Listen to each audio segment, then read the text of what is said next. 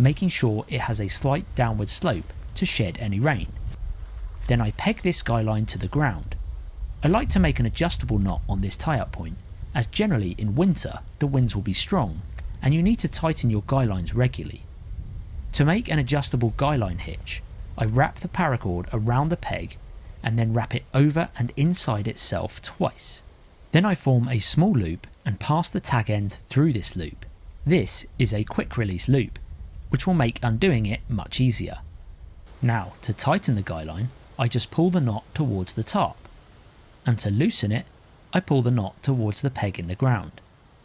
You can stow away the remaining paracord by wrapping it up and tucking it in the loop of the guy line hitch, and that's how I make a basic Adirondack style shelter, which has plenty of room inside for gear and to sleep in.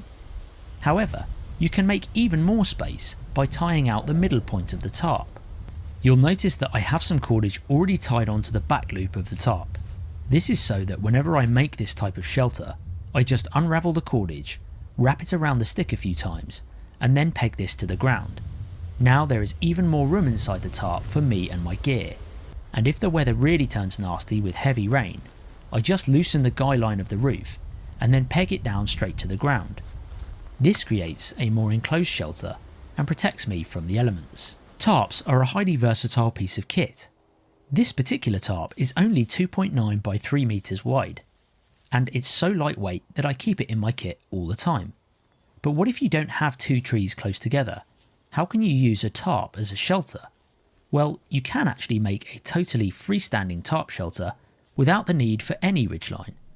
To do this, first lay your tarp out in a flat square on the ground. You can peg out each of the 4 corners to pull it tight. Then peg out the 2 tie-up points that are right next to the corner tie-up points. As each peg goes in, I pull each tie-up point out diagonally so that the tarp keeps its tension. I then take out the corner pegs and tuck this piece of material underneath the tarp. This is going to be the back of the shelter, so make sure this section is facing the wind. I only do this to the 2 back corners of the tarp. Now I go to the front of the tarp. I take the very corner tie-up point and unpeg it. Then I find the next tie-up point along from it and add about 6 inches. Then I flip the corner tie-up point to here and peg it in. I do the same thing to the other side.